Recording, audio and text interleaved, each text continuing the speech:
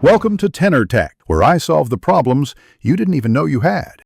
You start by preparing the files so nothing breaks. Backup GTA SAW, EXE and GTA SAW. Set, then close the game and any launchers.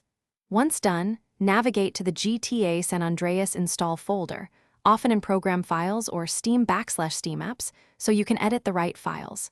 Make sure to run the game once in windowed mode if you need a settings file created.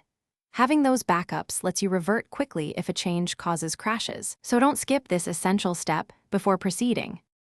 You'll now change resolution values directly. Open GTA SAW. Set with a hex or compatible text editor, use the backup copy you made.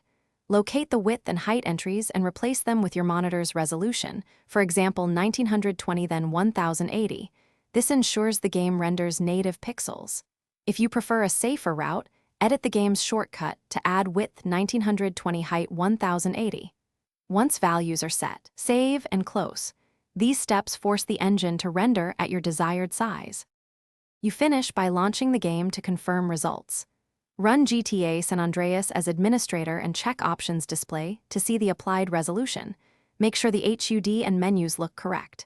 If elements stretch, install a widescreen patch or the Community SDK to fix aspect and HUD scaling.